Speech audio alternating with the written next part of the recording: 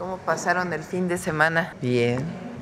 Bueno, bien, muy bien. Muy emotivo el viaje en el Tren Maya y realmente quedó espectacular este último tramo. Hicimos 6 horas de Palenque a Chetumal. Pensamos que, bueno, nos habían dicho que iban a ser más de 7 horas, pero no. Se hicieron 6 horas y ya faltan algunas cuestiones menores, pero ya está listo todo el recorrido. Ahora lo ponemos en un ratito.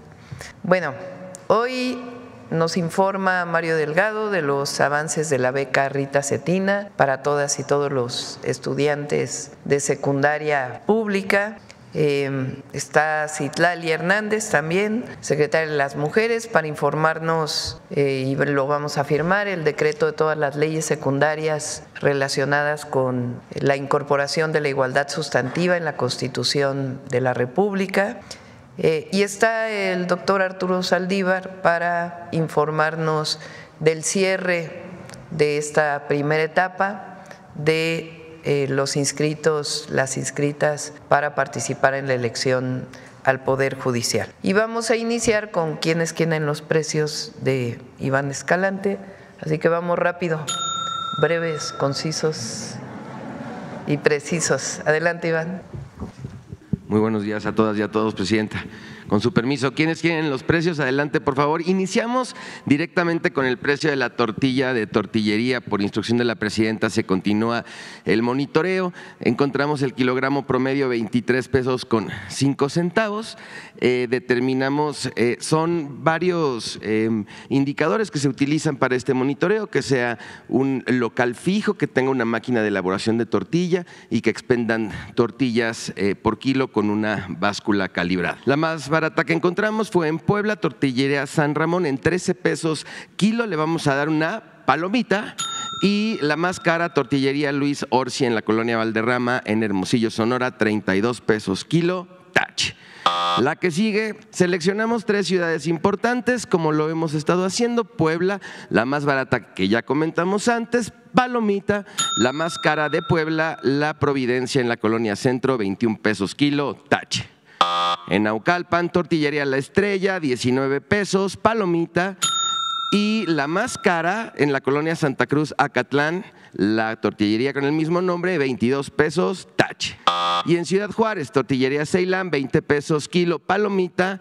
Y tortillería se llama Villahermosa, pero está en Ciudad Juárez, tache, 26 pesos. Adelante, por favor. Ahora vamos a dar la información de cuánto cuestan las gasolinas más caras y más baratas. El promedio de la regular, 23 pesos con 97 centavos. El promedio de la premium, 25 pesos 39 centavos. Y el promedio del diésel, 25 pesos con 67 centavos. Adelante, por favor. Vamos a dar a conocer la más barata que hemos encontrado en nuestro monitoreo. Esta la ubicamos en de la marca Shell en Puebla, 22 pesos con 20 centavos. Le vamos a dar una palomita y aquí se puede consultar por cada una de las regiones que determina Pemex en su distribución cuánto cuesta la gasolina más barata por cada una de las regiones en nuestra página de internet. Adelante, por favor. La más cara de la gasolina regular la identificamos en Petro 7, en San Pedro Garza García, en 26 pesos con 65 centavos el litro, tache. Y lo mismo, pueden consultar toda la información completa en el sitio. Adelante, por favor. De las gasolinas premium, la más barata, Pemex en Coatzacoalcos, Veracruz, 22 pesos con 56 centavos litro, palomita. Y aquí todas las más caras por cada una de las regiones. Adelante, por favor. La más cara de premium, Chevron en León, Guanajuato, 27 pesos con 99 centavos, tache. Adelante. Y en cuanto a diésel, el más barato, 23 pesos con 80 centavos por litro en Valero, Puebla, palomita. Aquí toda la información de las diésel más barato por cada una de las regiones. Adelante, por favor. Y el diésel más caro, G500 en San Pedro Mixtepec, Oaxaca, 27 pesos con 70 centavos litro, tache. Adelante, por favor. Vamos a presentar una nueva, esta es una sección única, vamos a dar una información muy importante para todas las personas consumidoras de telefonía celular, quienes quieren los gigas, dato por dato, giga por giga. Adelante, por favor. 97.2 millones de personas en México utilizan la telefonía móvil, lo que equivale a alrededor de 81.4% de la población de 6 años o más, y esta información es muy importante para todas y todos ustedes. Adelante, por favor. Planes de prepago, fichas o recargas de 200 pesos, ¿quién da más por tu dinero? Tenemos casos como los proveedores Telmóvil, CFE, New dan entre 40 a 15 gigas y los que menos dan por el mismo monto 3.5 gigabytes para que puedan navegar por 200 pesos. Adelante, por favor. Por una recarga o una ficha de 500 pesos, tenemos 3 proveedores que dan 100 gigas y tenemos a un proveedor que da 6 gigas nada más. Entonces es muy importante que lo consulten y que verifiquen y hagan sus comparativos. Estos precios son sin considerar alguna oferta o alguna promoción que de repente algunas de las empresas ponen por alguna temporada. Adelante. Y estos son los planes de pospago. Las únicas 3 empresas que tienen plan tarifario, los más baratos o los planes de menor costo, 164 pesos a 299 pesos y dan más o menos la misma cantidad de gigas, y algunas empresas cobran el consumo controlado, es decir, si no te quieres pasar de lo que contrataste, te ponemos un bloqueo, pero te cobramos un poco más. Adelante, por favor. Y estos son los planes más caros de cada una de las compañías, que van de los 559 pesos a los 1,449 pesos. Movistar dice que son datos ilimitados, efectivamente, pero al momento de llegar a los 20 gigas empieza a disminuir la velocidad de las descargas. Adelante, por favor. Bien, estamos terminando. Estos son los consejos Profeco de la semana. Consulta el monitoreo de precio de tortilla en nuestra página de internet. El precio promedio de la gasolina regular es de 23 pesos con 97 centavos y puedes consultar qué plan y qué telefónica te da más datos por tu dinero. Ahí están nuestras redes sociales. Muchas gracias, muy buenos días. Listo. Ahora, Mario, aquí. Muy bien, buenos días a todas. Con su permiso, Presidenta, vamos a informar sobre los avances de la beca universal de educación básica. Rita Cetina, esta estrategia que tiene la Presidenta de la República para que nadie se quede sin la posibilidad de ejercer su derecho a la educación. Bueno, las asambleas informativas que realizamos fueron 35,155 con 4,035,000 padres, madres y tutores asistentes. A la fecha llevamos ya en el registro en internet, y le agradecemos a todos los padres, madres de familia que han estado muy atentos, 4,896,958. El cierre lo estamos planeando para este miércoles, que es el día que terminan clases en el sistema educativo, aunque va a estar abierto por si a alguien se le pasó registrarse, lo podrá hacer. Vamos a dejar de hacer asambleas porque los servidores de la educación, que les envío un saludo y agradecimiento a quienes han hecho posible este extraordinario esfuerzo, a partir del 19 y lo que resta del año, se van a dedicar a organizar las tarjetas que ya nos entregó el Banco del Bienestar, para que a partir del 20 de enero podamos iniciar la estrategia de entrega en asambleas nuevamente en las secundarias. Vamos a regresar, vamos a tener otras actividades también paralelas que nos ha pedido la Presidenta de la República en estas asambleas con los padres de familia en las secundarias. Aprovecho de una vez para informar sobre la beca universal en media superior, las Benito Juárez. También vamos a ir a las preparatorias, es una nueva estrategia del 10 al 21 de febrero y el registro se abre del 10 al 28 también en línea para los nuevos becarios, para los nuevos jóvenes que ingresaron a media superior en este ciclo escolar que arrancó en agosto pasado. Y por último, los jóvenes y los jóvenes que están en educación superior, jóvenes escribiendo el futuro, el registro para los nuevos será del 17 al 28 de febrero. Decir también que aquellos que se rezaguen en la Rita Cetina, a la hora de ir a las asambleas en las secundarias, si a alguien se le pasó a inscribirse, bueno, ahí lo vamos a inscribir y le vamos a dar su beca, que nadie se quede sin tener su beca. Esa es la encomienda que nos ha dado la presidenta. Aprovecho para desearle lo mejor en este fin de año a toda la comunidad educativa, a los maestros, a las maestras, a los padres, madres, tutores de familia, a los administrativos de las escuelas y, por supuesto, a los alumnos y las alumnas. Muchas gracias. Si a alguien se le pasa el registro a la hora de ir a la asamblea en la secundaria, al entregar las tarjetas a partir del 20 de enero, pues ahí lo vamos a registrar. De todos modos, se cierra este 18 porque los servidores de la educación ya no pueden andar en asambleas porque tienen que organizar las tarjetas para las entregas. Pero que no se preocupen, si no lograron inscribirse a la hora de ir a la secundaria, ahí los vamos a inscribir y ahí les vamos a dar su beca. Que nadie se quede, como usted nos lo indicó, presidenta, sin la beca Rita Cetina, que es ejercer el derecho a la educación. Gracias, presidenta. Con su permiso, buen día a todas, a todos. Como hemos informado en los distintos espacios en esta mañanera, la presidenta de la República presentó una serie de reformas, son las primeras que presenta y dan cuenta del compromiso con las mujeres de México. Ya se aprobaron, como le hemos informado, todas las reformas constitucionales, que son el marco que le da vida a estas nuevas reformas que también ya fueron aprobadas, que me permito presentarlas de manera muy rápida. Reiterar, son en materia de igualdad sustantiva, que juzgadores y personas que se dedican a la seguridad pública tengan perspectiva de género. Se garantiza y se fortalece el derecho a las personas, a las mujeres, a una vida libre de violencias. Y por supuesto se fortalece y se conceptualiza la erradicación a la brecha salarial. Siguiente. Entonces, bueno, se reforman 7 leyes, ya se habían reformado 7 artículos constitucionales, se reforma la Ley General para la Igualdad entre Hombres y Mujeres, la Ley General de Acceso de las Mujeres a una vida libre de violencia, el Código Nacional de Procedimientos Civiles y Familiares, el Código Nacional de Procedimientos Penales, la Ley General del Sistema Nacional de Seguridad Pública, la Ley Federal del Trabajo y la Ley de los Trabajadores al Servicio del Estado, reglamentaria del apartado B del artículo 123 constitucional, y esto abre pues también puerta a que los congresos locales homologuen ya en la materia tanto con las reformas constitucionales como con estas reformas. Siguiente. Bueno, ya, como saben, se presentó los primeros días de octubre y hoy con la firma de la presidenta estaría ya acabando todo el ciclo de estas reformas. Siguiente. Muy rápido, en la Ley General para la Igualdad entre Hombres y Mujeres se reforman diversos artículos. Se define la brecha salarial como la diferencia de retribución salarial por razones de género en la realización de un mismo trabajo, a igual trabajo, igual salario.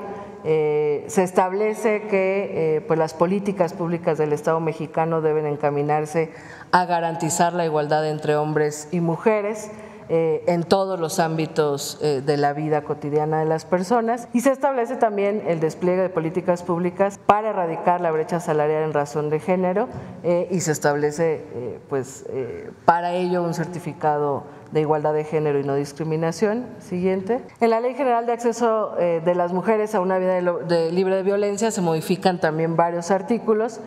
Se establece que esta ley, digamos, es la reglamentaria del artículo 4, donde se establece los deberes reforzados del Estado mexicano para garantizar una vida libre de violencias hacia las mujeres, como la presidenta lo hizo cuando fue jefa de gobierno. Se establece que el agresor salga de casa, que no sean las mujeres cuando viven violencia las que salgan, sino que el agresor salga del hogar. Se crea, esto es muy importante, el Registro Nacional de Medidas y Órdenes de Protección de las Mujeres, Adolescentes, Niñas y Niños, y pues el objetivo es tener un registro de quienes manifiestan a alguna autoridad una violencia y poder prevenir una violencia mayor.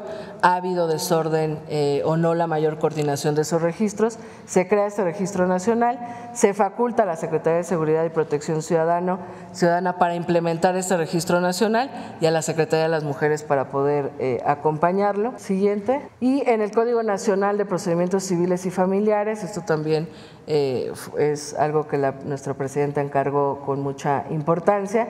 Se modifican 2 artículos que establece medidas de protección para las mujeres, para niñas y niños, y que, digamos, conceptualiza lo que se ha conocido como violencia vicaria, que se considera en la ley como cualquier acto u omisión que con el objetivo de causar perjuicio o daño a las mujeres se dirige contra las hijas o hijos, familiares o personas allegadas, ya sea que se tenga o se haya tenido relación de matrimonio o concubinato, o que mantenga o se haya mantenido una relación de hecho con la persona agresora. Lo anterior aplica incluso cuando no se cohabite en el mismo domicilio. Siguiente. Y el Código Nacional de Procedimientos Penales, donde también se faculta a los policías, a los ministerios públicos, a atender estas órdenes de protección que se ejercen cuando una mujer pues va con una autoridad y manifiesta que ha vivido violencia. Se realizan medidas de protección y pues se faculta, digamos, a que todas las autoridades no digan pues no me compete, sino más bien se involucren, y se establece la supletoriedad de la Ley General de Acceso de las Mujeres a una vida libre de violencia en materia de delitos relacionados con la violencia de género. Eso significa que si una persona juzgadora, como pasó en el caso de Diego N., no tiene un tipo penal para juzgar, pues que se remita a la Ley General de Acceso para poder juzgar con perspectiva de género. Y finalmente, bueno, pues se fortalece también en la Ley General del Sistema Nacional de Seguridad Pública esta creación del Registro Nacional de Medidas de Órdenes de Protección y la garantía de las mismas, ¿no? Me parece que son todas. Bueno, y la Ley del Trabajo, donde también ya se establece la brecha salarial. Finalmente, Presidenta, con estas reformas, con la aprobación que le da vida también a la Ley de la Administración Pública y le da vida a la Secretaría de las Mujeres, yo pienso que estamos listas para seguir cumpliendo con lo que nos has encargado. No reiterar que ya hemos estado al pendiente de distintos casos de violencia y de promoción de la igualdad, y con este marco constitucional toca a los estados también legislar en la materia, y seguiremos con lo que nos has encargado para proteger y defender a las mujeres. Os cuento. Gracias. Gracias, Presidenta. Con su permiso, buenos días.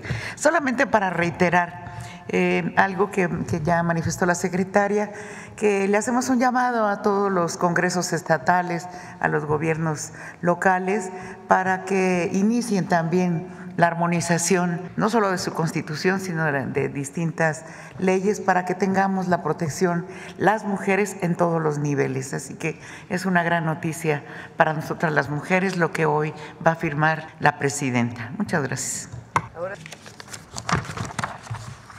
Buenos días. En seguimiento de la práctica que hemos tenido de informar a la sociedad los avances que llevamos para la instrumentación de la reforma judicial. La que sigue, por favor. Hemos concluido la etapa de revisión de los requisitos de elegibilidad de las y los aspirantes. Durante esta etapa, una vez que concluyó el registro, hemos revisado los 18,744 expedientes uno por uno, con mucho cuidado, con mucha responsabilidad, para que todos y todas los que se registraron y que reunían los requisitos formales puedan pasar a la siguiente etapa. La que sigue, por favor.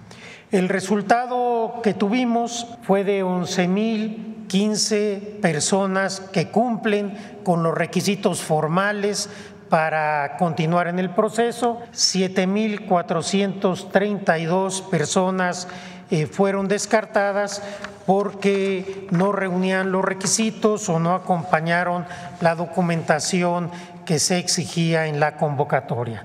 La que sigue, por favor. Este es una gráfica donde ustedes pueden ver que tenemos un número suficiente de personas en los diferentes cargos para poder seguir avanzando en este procedimiento. Aquí pueden ustedes ver por género. Por ejemplo, en la Suprema Corte tenemos 228 aspirantes, 61 mujeres, 160 hombres, 2 personas no binarias. Para el Tribunal de Disciplina Judicial, 183, 75 mujeres, 108 hombres y 0 personas no binarias, y así viene cada uno de los cargos. Vean ustedes cómo también se logró incrementar mucho el tema de género, aunque hay mucho más hombres inscritos, tenemos en principio suficientes mujeres que pasaron esta etapa.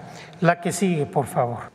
En esta gráfica pueden ustedes ver el número de aspirantes que están ya con requisitos de elegibilidad para cuántas personas necesitamos. Por ejemplo, para ministros o ministras de la Corte tenemos 228 personas. ¿Cuántas requerimos en principio para la insaculación? 90, de los cuales quedarían 27 para 9 cargos que se tienen que ocupar. Y así para el Tribunal de Disciplina Judicial, 183 aspirantes, 50 personas para insacular, quedarían 15 para 5 vacantes en el cargo. Es muy importante establecer que en esta etapa no quiere decir que todo aquel o aquella que hayan tenido los requisitos de elegibilidad son aptos para poder estar en la lista de los 90 y ser insaculados. Tampoco quiere decir que el comité tenga necesariamente que reunir 90 personas aunque no haya perfiles adecuados.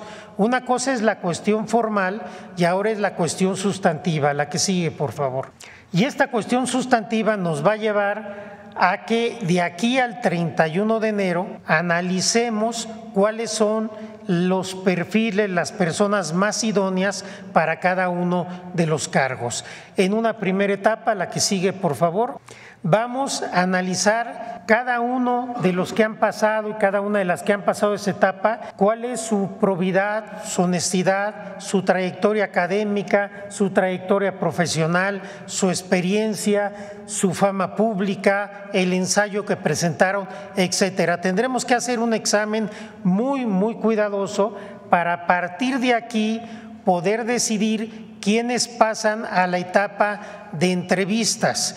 Esperemos durante todo el mes de enero estar abocados a tener las entrevistas necesarias para que podamos determinar los mejores perfiles. La que sigue, por favor. Tenemos una gran responsabilidad. Tenemos que analizar en este momento cuáles son los perfiles idóneos. Este listado, como ustedes saben, se depurará una vez que pasen las entrevistas en una insaculación para que la titular del Poder Ejecutivo pueda hacer llegar la lista que ella apruebe al Senado de la República. La que sigue, por favor. Estamos trabajando con mucha intensidad. Los integrantes y las integrantes del Comité de Evaluación del Poder Ejecutivo estamos conscientes de lo que se juega en este proceso electoral de personas juzgadoras. Tenemos un compromiso para arribar a un Poder Judicial diferente, más cercano,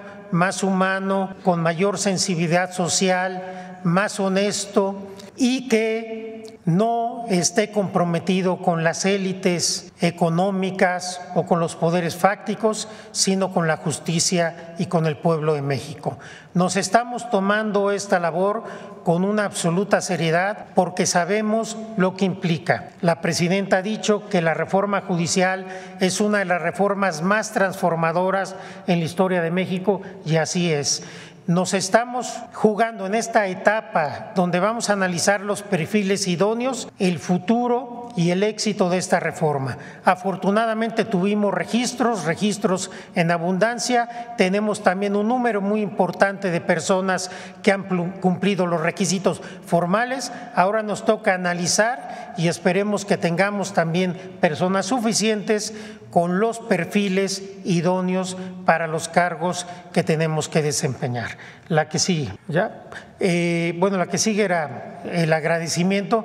Quiero agradecer a la presidenta una vez más, a la presidenta Claudia Sheinbaum, todo el apoyo para este comité, para que podamos estar funcionando como lo hemos hecho. También agradecer a la secretaria de Gobernación, Rosicela Rodríguez, su apoyo ha sido fundamental, de Pepe Merino de la Agencia de Transformación Digital, que ha sido fundamental para que nuestros sistemas tecnológicos funcionen y estar en tiempo y forma entregando los resultados, y obviamente a la consejera jurídica Ernestina Godoy, quien siempre ha estado muy cerca de nuestros trabajos. Muchas gracias, tengan confianza de que seguiremos trabajando con responsabilidad, con seriedad, para cumplirle al pueblo de México en esta encomienda tan trascendente. Muchas gracias. Gracias, presidenta. Igualdad.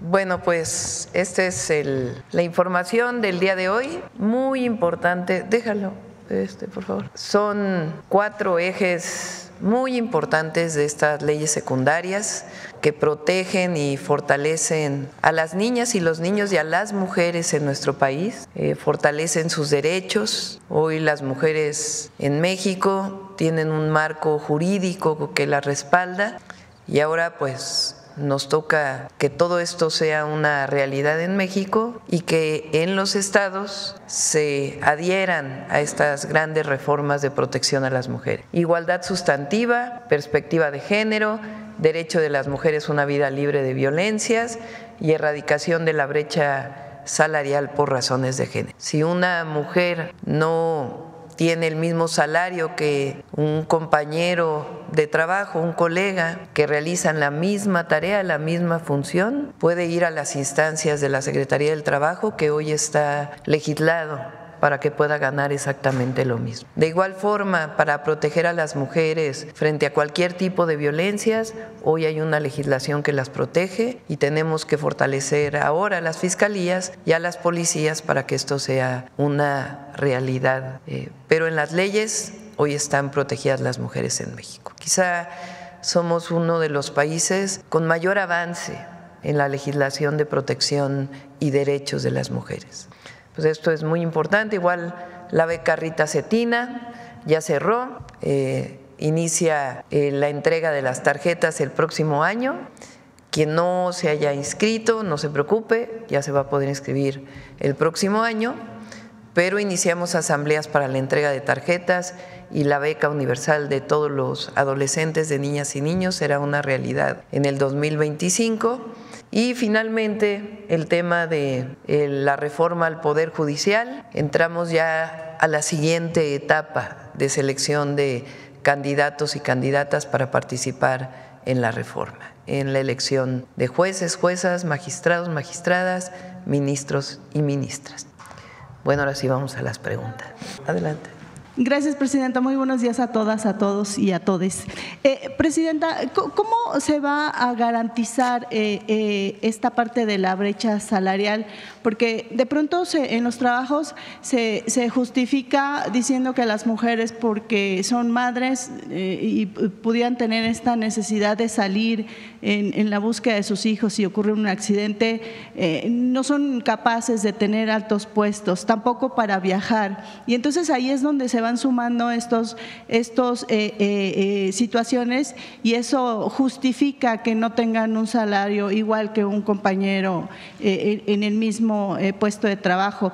Y al momento de ir a retribuir esto, a preguntarle a los tomadores de decisiones, viene la discriminación por el género, pero pronto viene la amenaza o también por el asunto de estar embarazadas, ¿no? Si esto no es lo que te gusta, te tienes que ir. Entonces, ¿cómo se va a garantizar que haya esta parte de protección para que no ocurra como normalmente ocurre, no solamente en México, sino seguramente en todo el mundo? Esa sería mi primer pregunta. Gracias.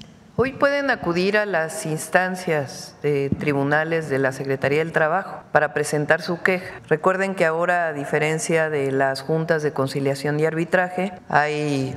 ¿Cómo les llaman los tribunales de conciliación? ¿No? Centros de conciliación, a ver si nos dicen. ¿Juntas de conciliación? No, no se llaman juntas. A ver si nos dicen. Hay una nueva legislación desde hace ya años en donde no es la Junta de Conciliación y Arbitraje, sino centros de conciliación, en donde hay la posibilidad de que se resuelva mucho más rápido porque se llama al empleador y al trabajador o a la trabajadora para que se pueda resolver de inmediato sin estos tiempos larguísimos de las juntas de conciliación. Entonces, ahí pueden ir a presentar su queja, pueden hablar a la Secretaría del Trabajo Federal o a las Secretarías del Trabajo estatales. Gracias, Presidenta. Y en otra pregunta, tuve la oportunidad de estar en la inauguración de un laboratorio o de un equipo más bien denominado T2MR en el Instituto Nacional de Ciencias, en el Instituto Nacional de Enfermedades Respiratorias, el INER, y en este laboratorio de microbiología en donde se encuentra este equipo es un hito porque es el primer equipo que existe en México, es el único equipo que existe en América Latina, los otros equipos existen en Estados Unidos y en Europa, y lo que hace este equipo, a diferencia de los cultivos que tardan 72 horas en realizarse estas pruebas para las infecciones nosocomiales, estas infecciones que ocurren en los hospitales, este equipo entre 4 y 6 horas aproximadamente puede determinar algunas de las enfermedades más comunes como las cándidas que ocurren habitualmente en los hospitales y también estas klebsielas, que hay muchas, no solo la oxitoca, también la Klebsiella pneumoniae. Entonces yo quisiera conocer, Presidenta, si están pensando en la posibilidad de que este equipo se replique en otros institutos o en algunas zonas importantes del país, porque nos decía el experto y también la directora general que de pronto sí se pueda poder tener colaboraciones entre otros institutos y hospitales, pero el problema es la tardanza, ¿no? De que pudiera la muestra correr riesgos durante el traslado o también la movilidad de un lugar a otro pudiera hacer que esto se tarde, y esto determina la gravedad del paciente y la imperiosa necesidad de recibir tan pronto sea posible en el resultado del tratamiento. ¿Qué hay al respecto, Presidenta? Si quieres, si gustas, le hacemos la consulta al doctor Kersenovich y a Alejandro Schwartz y a las distintas instituciones para conocer los programas de ampliación de este equipo que comenta. Gracias, Presidenta. Y finalmente preguntarle, la Organización Mundial de la Salud considera que tener salud o la definición de salud implica la ausencia de la enfermedad. Años después han determinado que abonarle como el tema de la salud mental, es decir, tener un equilibrio entre la mente, el cuerpo y el espíritu es importante. Entonces han hecho del concepto de la salud algo más robusto. En ese sentido yo quisiera preguntarle, detenerme un poquito en el tema de la salud mental, preguntarle, Presidenta, si están pensando adicionar a la campaña de salud mental que se ha hecho durante el sexenio del expresidente Andrés Manuel López Obrador y que seguirá o sigue con ustedes, el de código suicidio, todas las secosamas que existen con atención gratuita para quienes viven con enfermedades mentales o adicciones. Yo quisiera saber si están pensando en hacer algún tipo de campaña para eliminar la discriminación que sufren las personas que viven con una enfermedad mental, para también ayudarle a todas estas personas a que también tienen derechos, también tienen necesidad de laborar y que no sean discriminadas por esto, que no haya estigmas al que vive con salud mental, porque estamos acostumbrados a pensar que si alguien se duele, se adolece de la cabeza o del estómago, es completamente normal, pero ¿qué pasa cuando la mente enferma? Entonces son estigmatizados, señalizados y no tienen derechos, y a veces los corren de los trabajos por esto o simplemente ya no cuentan socialmente. Entonces, ¿qué puede haber al respecto? Si estarían pensando, si sería bueno, perdón el atrevimiento, para estas personas, y también pensar en el bullying. Desafortunadamente México ocupa uno de los primeros lugares en América Latina en el bullying. Entonces, no sé si sería recomendable que a la par de estas campañas pudiera sumarse algo al respecto. Estamos trabajando con Mario y todo el equipo de la Secretaría de Educación Pública porque vamos a aprovechar estas asambleas de entrega de las tarjetas Rita Cetina, particularmente en secundarias, pero también vamos a trabajar en la educación media superior en distintas campañas y formación, educación para una vida sin discriminación de ningún tipo y también para evitar el consumo de cualquier droga. Entonces, el próximo año, el día 6, si no me equivoco, o el 7 de enero, vamos a presentar la campaña, el nuevo formato de campaña contra las adicciones. Y ahí estamos revisando, además de el tema del consumo de drogas, pues lo que tiene que ver en general con la salud mental. No necesariamente están totalmente vinculados, es decir, hay personas que tienen problemas de salud mental que no necesariamente consumen alguna droga. Pero estamos aprovechando la campaña para fortalecer el sistema de atención a las personas que tienen algún problema de salud mental. Entonces, a partir del próximo año inicia todo este proceso de campañas y vamos a aprovechar también para orientar a la campaña de fomento a la lectura en el país. Es decir, son distintas campañas que se van a aprovechar a través de estas asambleas. Entonces, si gustas, el de este martes en 8 viene, no sé si ya es 24 de este martes en 8, es 23, no me acuerdo. 24 ya, bueno, el 24 los vamos a dejar descansar. Pero después de esto ya presentamos toda la campaña de salud mental, adicciones, para la protección particularmente de las y los adolescentes, aunque no solamente. Al que vive con una adicción, gracias. Seguirán tratando al que vive con una adicción como un enfermo y no en esta parte que antes se malintencionaba y se pensaba que el que vive con una adicción es igual a un delincuente y con el presidente Andrés Manuel López Obrador se hizo este cambio de paradigmas muy importante y se le dio el lugar que merece. El que vive con una adicción es un enfermo, no es un delincuente. Sí, así es. Pero la orientación es al no consumo. Hay campañas que tienen que ver solo con la información de lo que produce una droga y nosotros coincidimos en que tiene que ser una orientación a que se viva sin drogas, que es lo que nos orienta a una vida feliz y no a una vida de dependencia o de incremento de adicciones. Porque hay quien piensa que una droga no es tan dañina, pero se ha demostrado, y particularmente ahora en Estados Unidos, que la apertura de una droga te lleva a otras drogas. Eso que en algún momento se pensaba que no era así, hoy está demostrado que sí es. Entonces la orientación de la campaña es a no consumir. Por acá. Gracias, presidente. Arturo Páramo, Grupo Imagen. Un comentario, por favor, acerca de cómo hay 36 personas aspirantes a participar en este proceso de selección para definir quiénes participarán en la elección al Poder Judicial.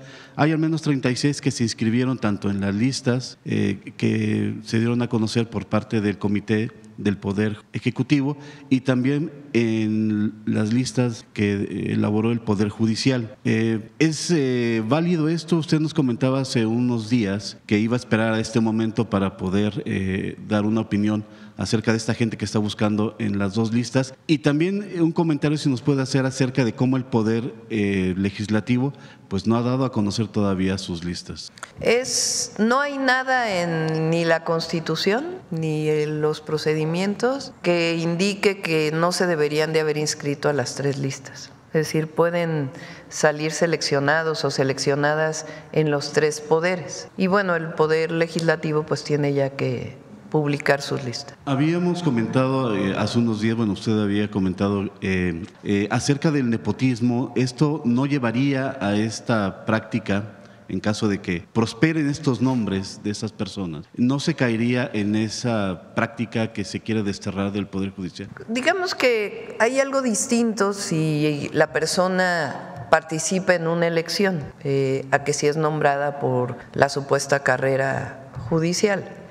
De todas maneras, mi opinión personal es que no deben participar familiares. Pero bueno, la selección depende de estas tres comisiones, la del Legislativo, la del Ejecutivo y la del Judicial. Hasta ahora lo que se revisó es que cumplan con lo que dice la Constitución, el 8 de promedio, el 9 de promedio, que tengan cartas de recomendación, que su título esté registrado en la Dirección General de Profesiones, que tengan su ensayo, es decir, que todos los requisitos que están planteados en la Constitución se cumplan. Ahora ya inicia el procedimiento para hacer una revisión de cada uno de los que se inscribieron y a partir de ahí pues ya la definición final de quienes participarían en la selección al azar para poder participar finalmente en la elección ya por el pueblo. Segunda pregunta, Presidenta. Publicamos hoy en el periódico Excelsior una nota acerca de cómo el 60% de los trabajadores no han recibido el pago del aguinaldo.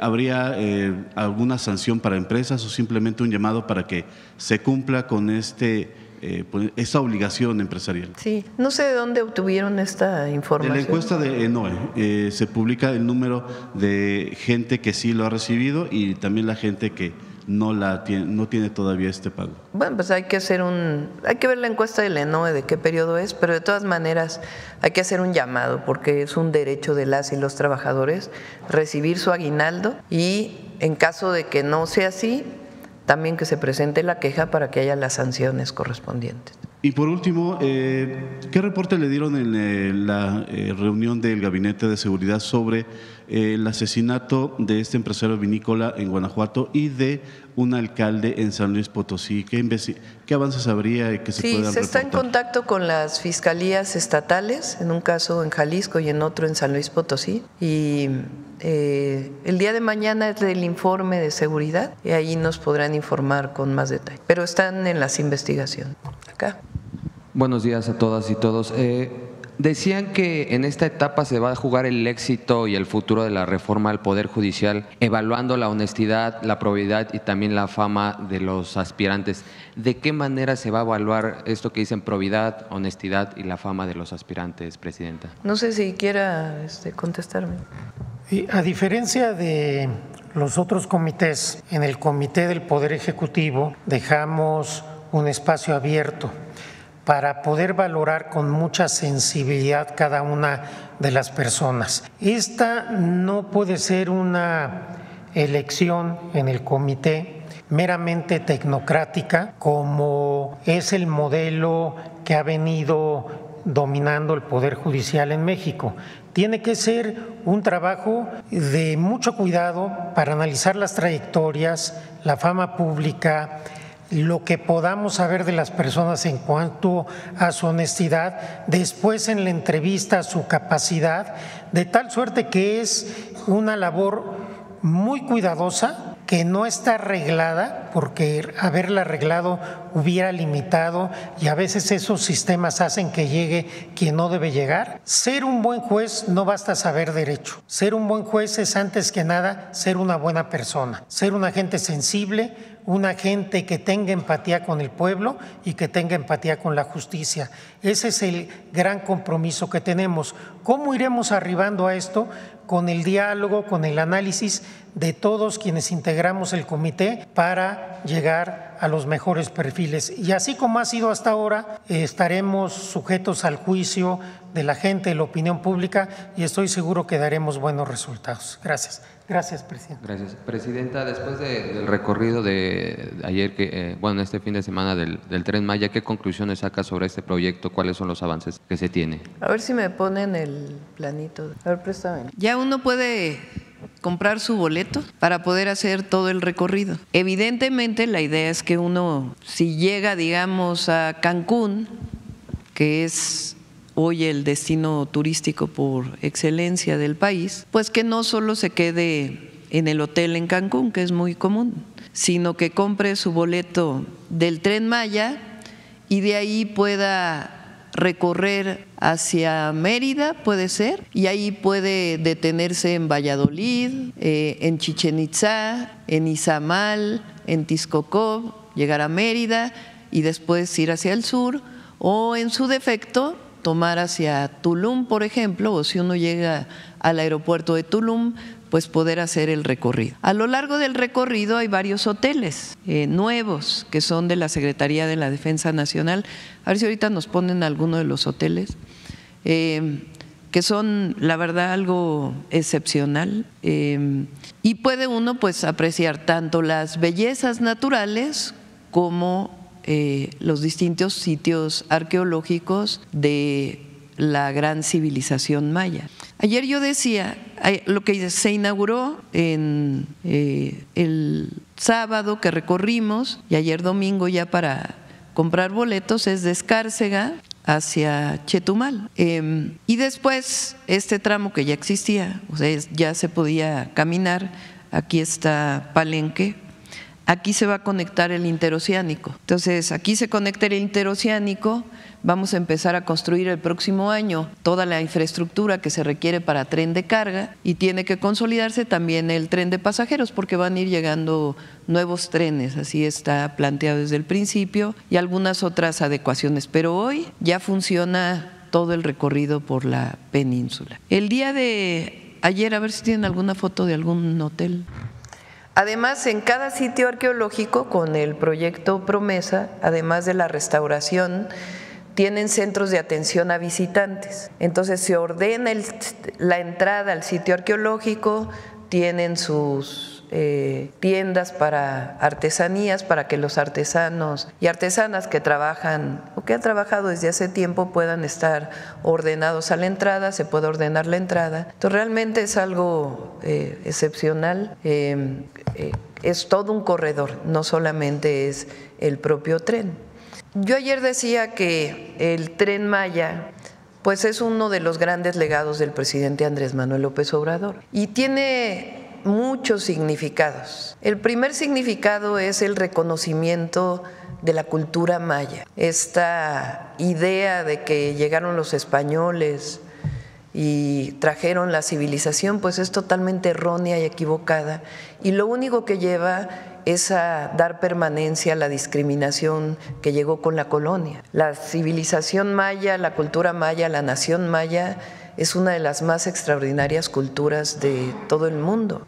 Su conocimiento de las matemáticas, de la astronomía, de la arquitectura y la visión que tenían tanto de la terrenal, digamos, como de sus dioses, pues hacen una conjunción excepcional.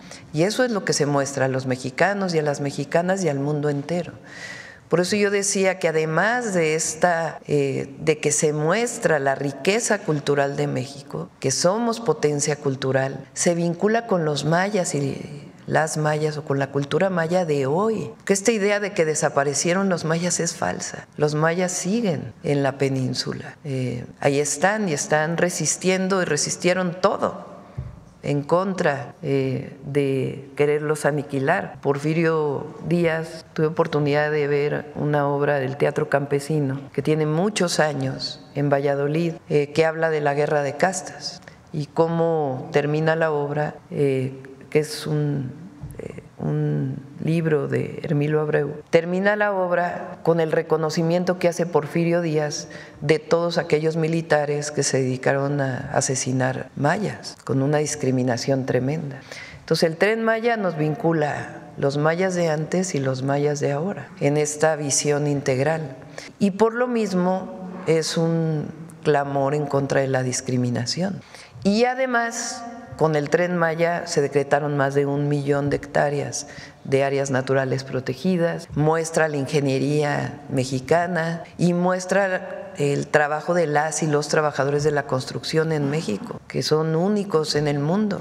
Ningún lugar del mundo se hizo una obra de este tamaño en 4 años, porque son 4 años realmente, los primeros 2 años en realidad llegó la pandemia y estuvieron en la planeación. Entonces es un gran símbolo el Tren Maya de la Cuarta Transformación y de la riqueza natural, cultural y de esta transformación que está viviendo nuestro país. Y además esta idea de que el Tren Maya está vacío es falso, va muchísima gente.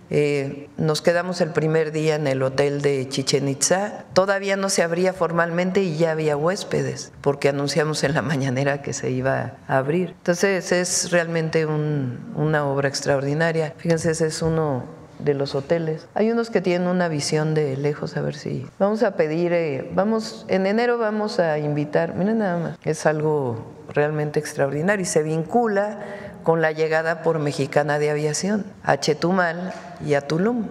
Entonces es un proyecto integral que además da progreso con justicia al sureste de México. Entonces, los invito a que vayan al Tren Maya, es una experiencia muy especial.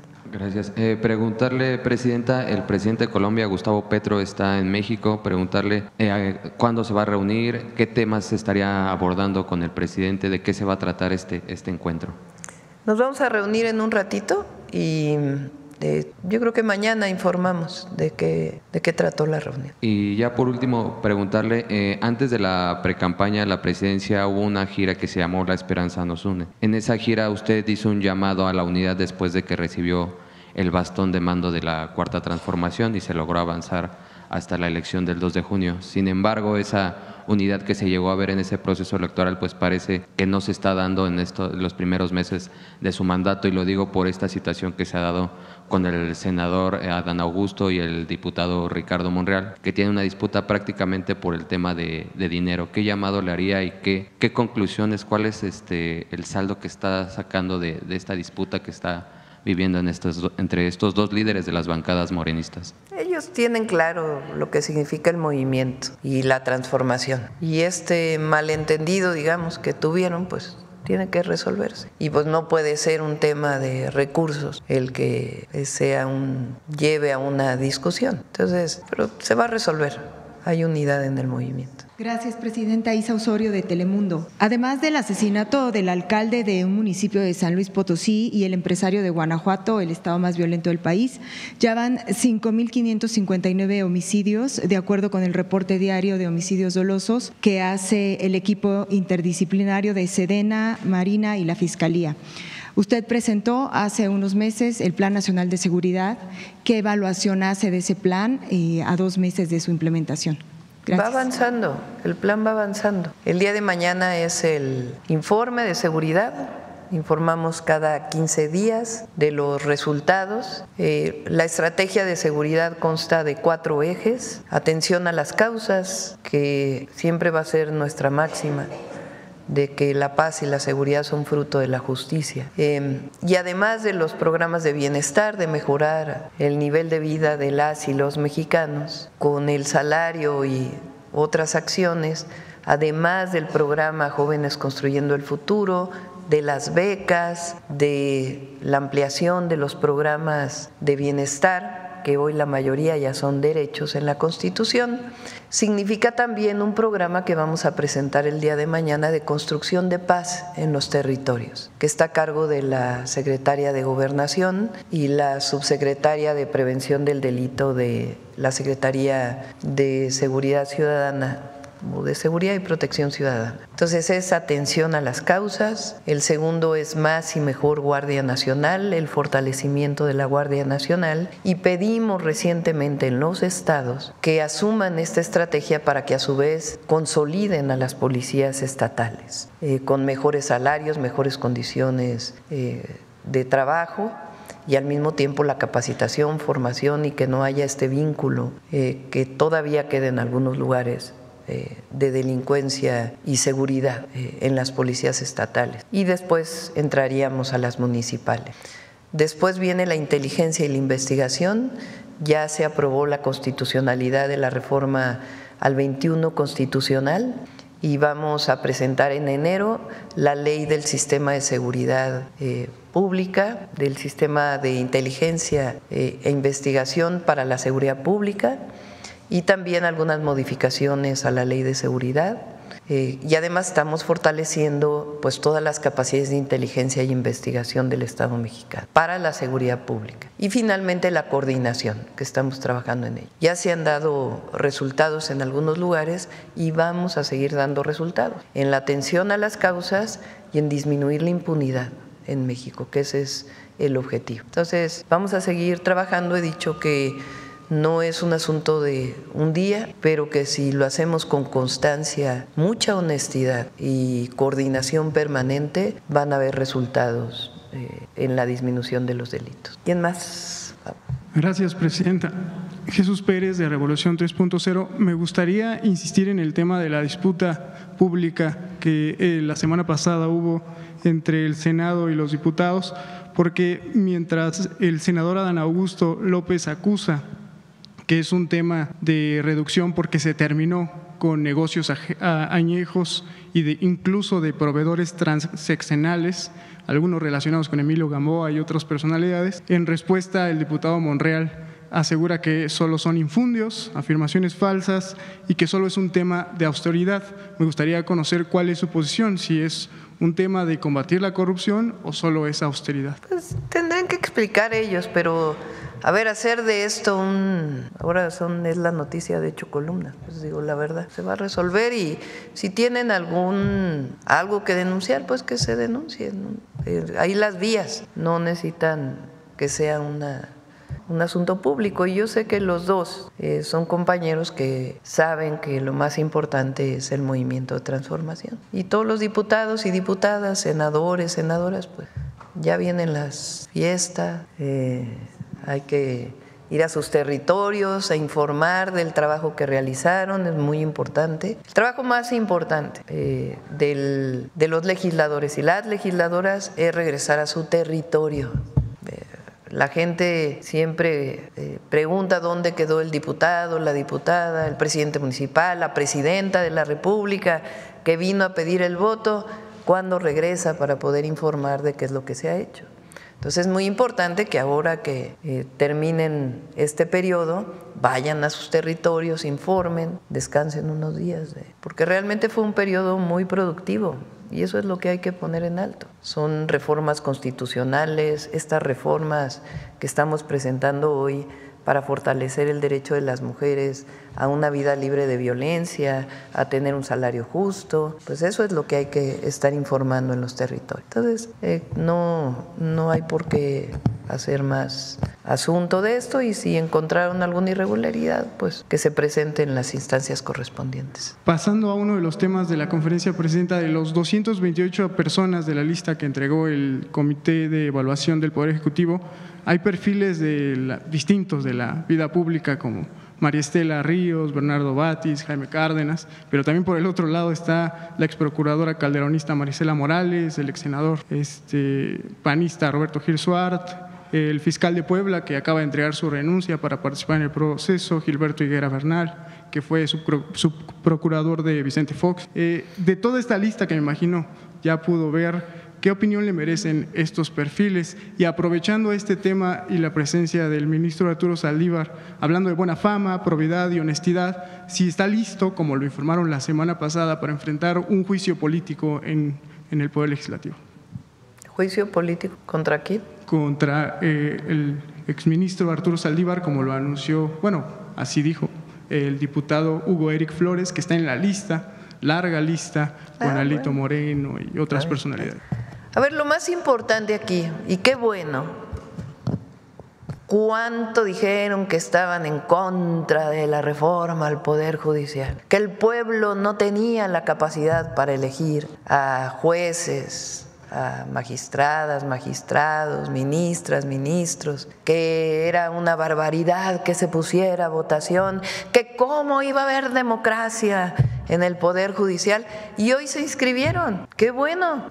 Ahora, ¿quién va a decidir? El pueblo. Siempre lo dijimos, con el pueblo todo, sin el pueblo nada. Entonces el pueblo va a decidir quiénes son los que deben representar al pueblo de México en el Poder Judicial para que haya justicia en el país y dejar atrás el régimen de corrupción y privilegios que todavía prevalecía o prevalece en el Poder Judicial. Entonces, lo más importante aquí es que ya se aceptó y están participando. Ahora, pues, el INE tiene que decir en su momento cómo va a ser la elección, porque pues hay muchos candidatos y candidatas que vienen a la elección. Recuerden que en el caso de la Corte se vota por todos o todas, las y los 9. En el caso del Tribunal de Justicia, ¿cómo se llama? De Disciplina Judicial, se vota por 3. En el caso de las 2 carteras que faltan de la Sala Superior del Tribunal Electoral, se vota por 2. Y ya en el caso de magistrados, magistradas, jueces y jueces, se vota por juezas y jueces, se vota por 5 hombres y 5 mujeres, pero la lista es de 1000 y se vota por circuito judicial. Entonces el INE tiene que en su momento explicar cómo vamos a votar todas y todos para la elección al Poder Judicial. Entonces está muy bien, y ya que el pueblo decida quiénes son los que van a representar al pueblo de México en el Poder Judicial. Ellos tienen desde hace tiempo este esquema no lo tienen para todos y para todas. México es quien más avanzado está en ello. Y bueno, pues ellos ya tienen su proceso desde hace tiempo. Y en un último tema, el próximo 1 de enero entra en función, después de un largo proceso legislativo de convertir el Instituto de las Mujeres en Secretaría de Estado, la Secretaría de Estado, en un sexenio que seguramente se va a caracterizar por la perspectiva de género. ¿Está listo todo? ¿Están preparadas? Igual escuchar a la secretaria al respecto. ¿Sí? ¿Quieres comentar algo, Citlali? Está lista, Citlali. Es un buen equipo el que se está conformando en la Secretaría de las Mujeres, obviamente coordinado por Citlali, que es una compañera de primera y además que conoce el tema y tiene mucho reconocimiento de distintos grupos de mujeres, de feministas también en el país. Y vamos a iniciar el próximo año con la cartilla de derechos de las mujeres. Entonces ya lo vamos a presentar para que se muestre esta cartilla que todas las mujeres tienen que tener ya. Esto está en la Constitución, esto está en la ley. ¿Cómo hacemos para que estos derechos sean válidos? Que todas las mujeres sepan cuáles son sus derechos y que sepan cómo validarlos y construir redes solidarias a lo largo de todo el país. Adelante. Gracias, Presidenta. Buenos días, Rocío Jardines, de W Radio y Teleurban. Presidenta, nos comenta esto que está ocurriendo con los coordinadores de la bancada de Morena en las dos cámaras. Sin embargo, pues se están sumando otras voces, han salido pues a tratar como de tomar partido, algunos ya llamando al respeto, y también hubo un llamado incluso de Alfonso Ramírez Cuellar, vicecoordinador de Morena, que está planteando una reforma al Congreso precisamente para que exista fortalecer la fiscalización de los fondos, dice él. Sin embargo, ¿usted considera que realmente se necesite eso o que realmente a lo mejor usted necesite hacer un llamado a que también haya esta cabeza fría que se necesita en las cámaras? Pueblo, pueblo, pueblo, que nunca se les olvide quién los eligió. Nunca. Su responsabilidad es con el pueblo, no con los otros diputados o diputadas. Por eso mi llamado a nuestros compañeros del movimiento es: regresen a sus territorios. No permanezcan tanto tiempo ahí en la Cámara. Digo, tienen la función de legislar, pero váyanse al territorio. Ahí van a escuchar realmente las necesidades del pueblo.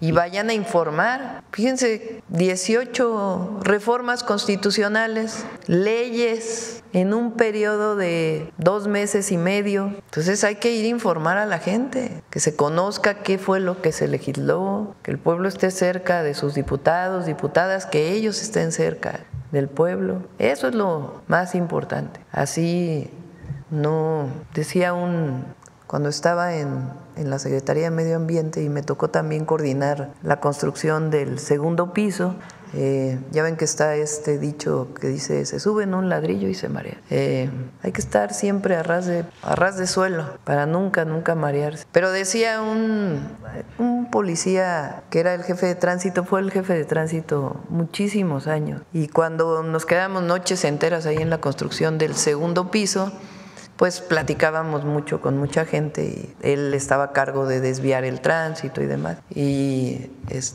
me dijo un día: no, doctora, no se suben a un ladrillo, se suben al papel de su nombramiento y se marean. Entonces no hay que marearse, hay que estar a ras de suelo, siempre. Y lo más importante es estar cerca de la gente, siempre. No hace falta reforma en el Congreso, presidente. Pues ya que ellos lo decidan, pues, pero realmente lo importante aquí son las reformas que pasaron. Informarle a la gente, regresar a su territorio.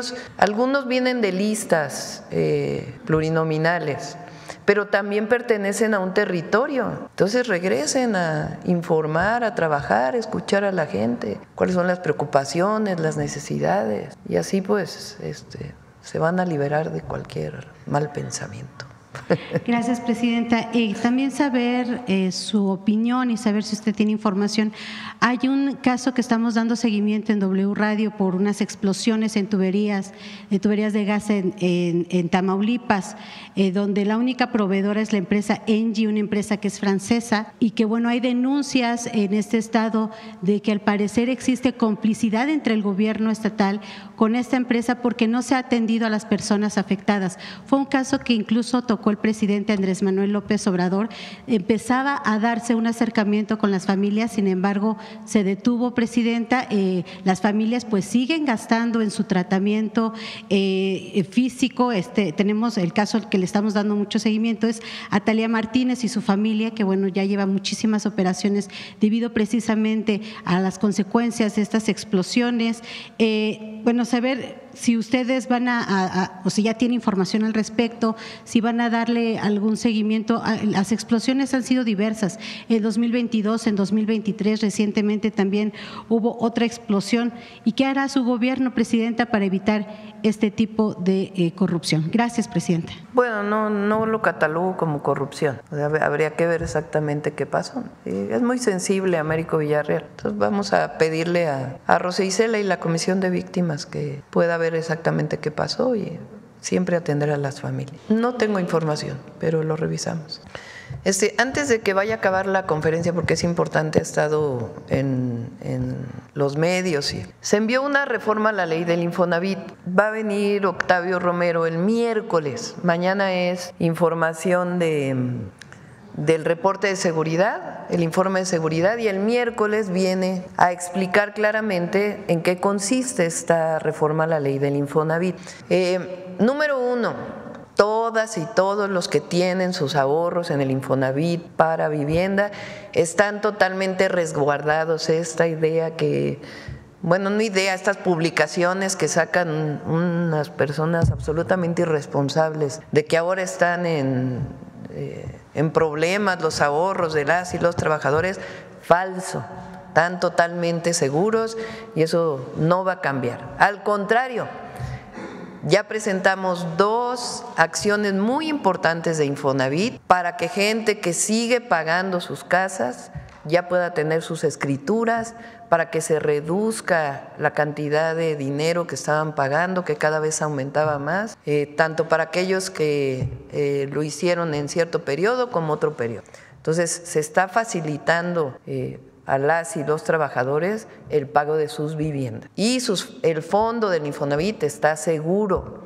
Quien sigue, porque también dijeron que ahora ya Hacienda no iba a garantizar ese fondo, sigue garantizándolo, está en la ley, eso no tiene ningún problema. Hoy lo revisa la Comisión Bancaria y de Valores y Hacienda va a decir exactamente cuáles son las normas y se va a cuidar todo, porque como dan préstamos, pues tienen que tener todas las reglas que tienen los bancos. Entonces, esas normas las define Hacienda. ¿Qué es lo que se está haciendo? Equiparando su estructura orgánica a la del Instituto Mexicano del Seguro Social, que también es un organismo tripartita. El Consejo del Infonavit sigue siendo tripartita, donde participan la patronal o los empleadores, las y los trabajadores a través de su representación sindical y el gobierno.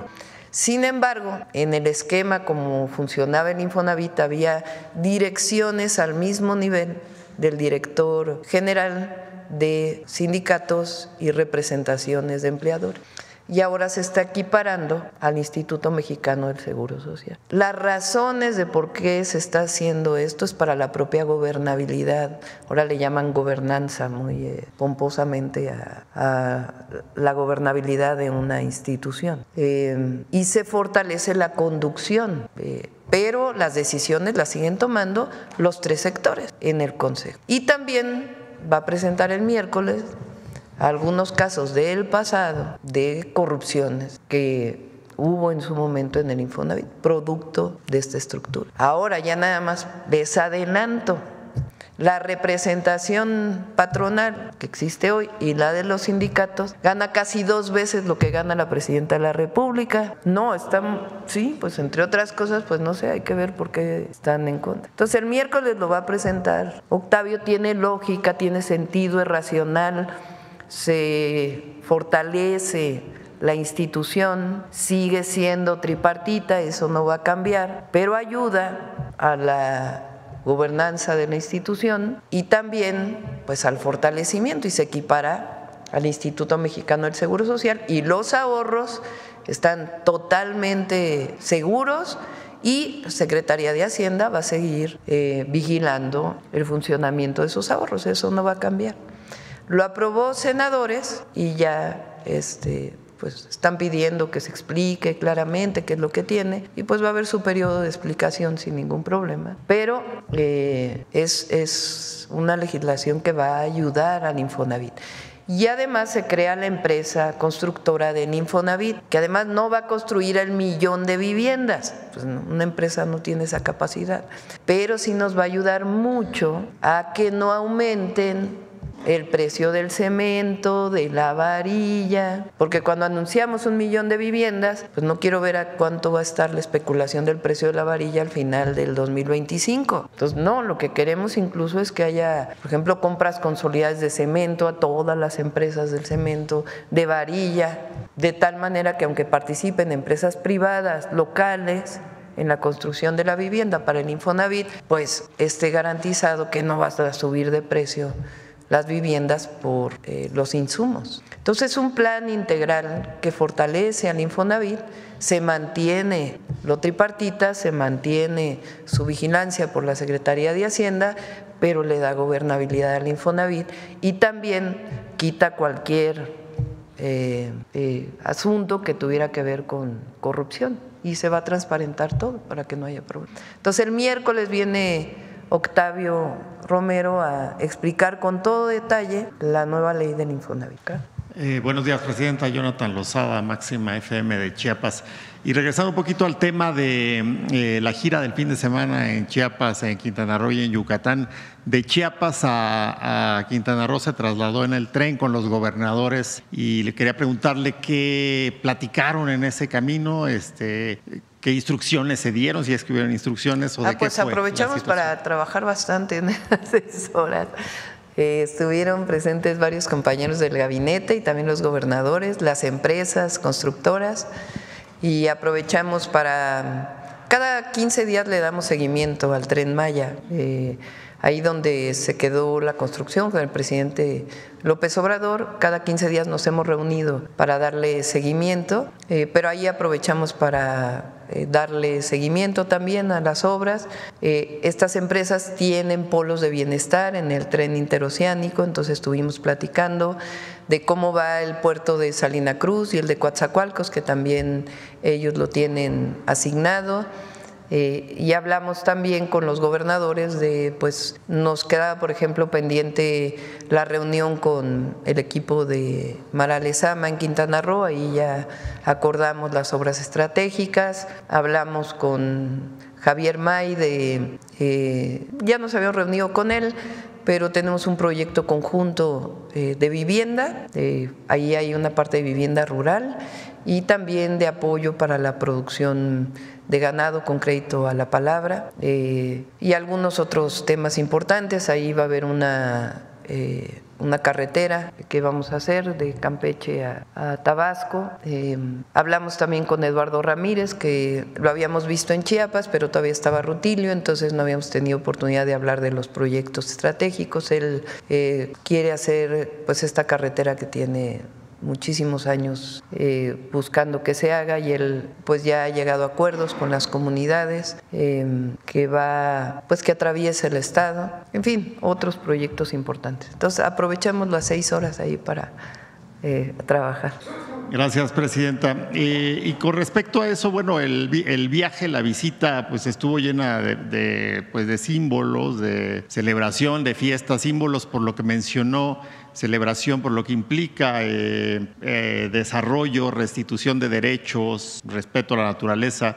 Y a manera de reflexión comento esto, hacia el año 700 después de Cristo ocurrió una catástrofe, muchos sitios arqueológicos en el área maya fueron abandonados debido a un cambio climático global, a la deforestación, a la alta sobrepoblación y a conflictos sociales y políticos en medio de una gran sequía. Lo comento de manera de reflexión porque de alguna manera la historia se repite y hay elementos que coinciden mucho con lo que vivimos actualmente.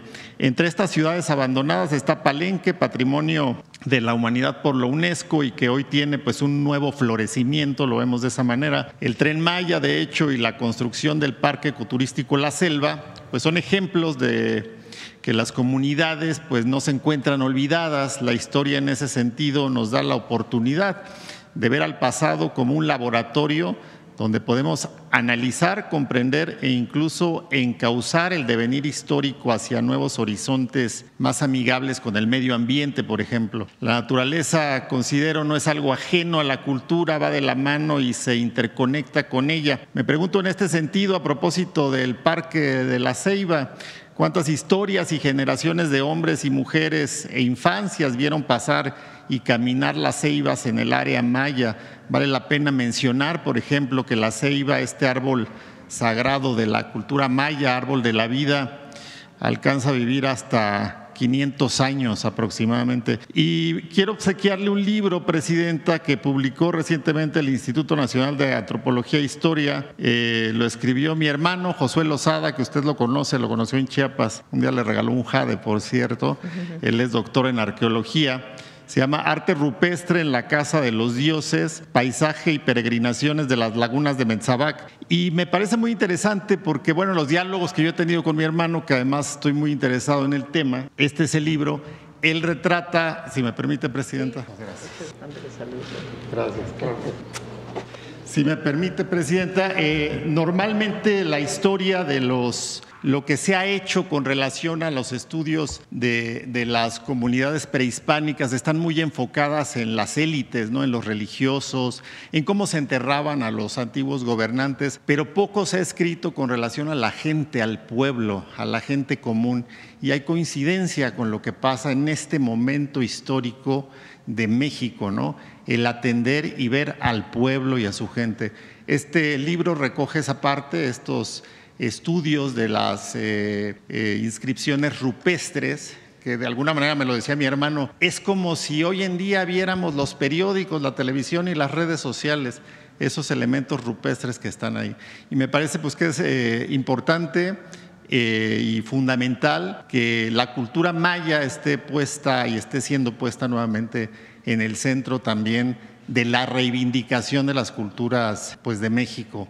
Y preguntarle en este sentido, con relación a las repatriaciones, que fueron muchas las que se hicieron en el sexenio anterior y que se continúan haciendo, tengo entendido, ¿cómo continúa la política pública en función de estos pues elementos mexicanos, prehispánicos, que están fuera del país? ¿Seguirán trayéndose Vamos a continuar. Justo hablábamos con Diego Prieto, hoy director del INAH, de qué área se va a dedicar justamente a esto. Estamos planteando que el próximo año es muy importante, Primero, esta idea de que las culturas, las civilizaciones son de antes y que por alguna razón se abandonaron todos los sitios arqueológicos y que ahora ya no hay, solo es el pasado, pues es falsa. Por supuesto que la llegada de los españoles, y repito, por eso el perdón, lo que trajo pues fue mucha muerte, violenta la mayoría, y la otra, aunque fue también violenta, por muchas enfermedades que no se conocían en el continente americano, o lo que después llamamos el continente americano, y que lo trajeron desde Europa. Entonces la muerte de la población en lo que hoy llamamos México pues fue tremenda, violenta y por enfermedades. Pero la cultura maya, la cultura mexica, la tenemos hoy. Por eso hablamos de años de resistencia, 500 años de resistencia. Entonces, sí hay una ruptura provocada por esta invasión violenta, pero eso no quiere decir que haya terminado. Sin la cultura maya de hoy nunca se hubiera podido describir la escritura maya. Es una historia muy importante de cómo participaron los mayas de hoy, porque ellos hablan maya. Entonces, y de todas las culturas y pueblos indígenas o pueblos originarios de nuestro país. Entonces, no es solo lo de antes, sino lo de hoy.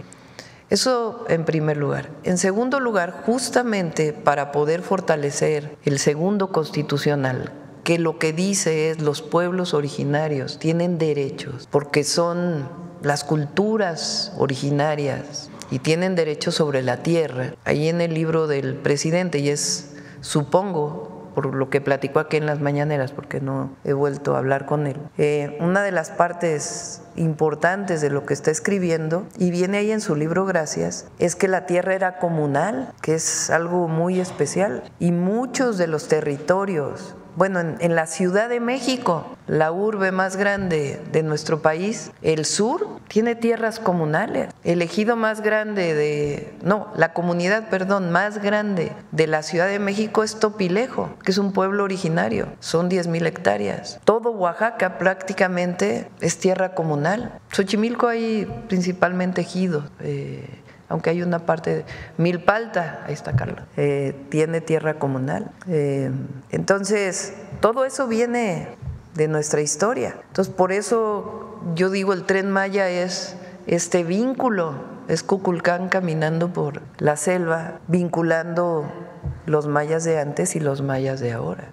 Pero nosotros tenemos también una obligación, que es las culturas de hoy. Entonces, no solamente sus derechos del segundo constitucional, sino también cómo recuperamos, potenciamos y fortalecemos las lenguas, los textiles y todo lo que está alrededor de los pueblos, devolver tierras, sus derechos de agua. Entonces, a todo eso nos vamos a dedicar también ahora. Y para eso queremos juntar en una sola institución lo que hoy está dividido: FONART, culturas populares, lenguas indígenas, que sea parte de una sola institución, así como el INAH se dedica al estudio previo, también pues que haya una institución que se dedique a la recuperación cultural o el rescate cultural o la vivencia cultural para todos los mexicanos y mexicanas de los pueblos originarios de hoy. Entonces, eso es lo segundo. Y lo tercero es la recuperación, seguir recuperando todas las piezas que están en muchos países del mundo. Ojalá España entrara a esto, ¿verdad? De regresar a México pues muchas de las piezas que en algún momento se llevaron. Entonces, por eso digo que el Tren Maya pues es un simbolismo de todo esto, en particular para los mayas. El gobernador Eduardo Ramírez anunció justamente en este evento que, como lo mencionaba usted, ya son 28, 29 comunidades con las que ha dialogado para la construcción de esta carretera Palenque-Ocosingo-San Cristóbal. Y es parte del segundo constitucional. Quería preguntarle también con relación a los demás estados del sureste. Ahora anunciaba usted la posibilidad de una vía más. ¿Qué dicen los gobernadores al respecto, el reporte que le han dado de estas pláticas con comunidades indígenas? Bueno, ahora es obligatorio. Sí. Esta carretera de Palenque a San Cristóbal, pues tiene muchos años queriéndose hacer, pero pues tienen que participar las comunidades. Y Eduardo, el gobernador, lo que ha planteado es que no solo participen con su asamblea diciendo sí, estoy de acuerdo, sino que participen en la administración de la carretera. Esa es, digamos, la novedad. No sé si ya dije algo que Eduardo no había dicho, pero en eso estamos trabajando para que pueda desarrollarse la carretera, y depende pues de las comunidades, de que en efecto estén de acuerdo en que la carretera se lleve a cabo. Y él pues tiene mucho conocimiento de su estado y ya ha ido avanzando en muchas asambleas que tienen que aprobarlo, y al mismo tiempo quiere hacer una consulta indígena y popular para poder conocer qué es lo que piensan las y los chiapanecos, y particularmente quienes viven en este recorrido de la carretera. Bueno, ya cerramos porque ya son 9:20. A las 10. Vamos a cerrar con un especial del humanismo mexicano. Un 12 de diciembre de 1979 se produce un hecho fundamental en la recuperación de la castigada democracia en México. Se forma el Frente Nacional contra la Represión. Cerca de 50 organizaciones se reúnen en un clima político en el cual hay cientos de casos de desapariciones, asesinatos y torturas por motivos políticos. Originado en el Comité Eureka, estas organizaciones que conduce de una manera muy beligerante Rosario Ibarra de Piedra, va a convertirse en el centro focal, señalando con el dedo índice caso tras caso, tras caso, tras caso de violaciones monstruosas a los derechos humanos. Doña Rosario está personalmente involucrada por la desaparición de su hijo Jesús, pero las familias, los supervivientes, ponen sobre la mesa algo clave, que es cómo puedes pensar en una democracia donde está operando un aparato policíaco, político, represivo, militar, sin límites, para la destrucción, el asesinato, el secuestro. Se cumplen estos días, se cumplen el aniversario de un instrumento que permitió a la población de este país confrontar, denunciar y resistir ante esta lacra que se había vivido en el pasado. Que sus ideas estén presentes siempre en el pueblo, porque luchaban por eso, y seguiremos gritando y queremos que tengan esa esperanza nuestra. ¡Viva los llevaron! ¡Viva los queremos! Muchas gracias a todos y a todas. Nos vemos mañana. Gracias por el libro.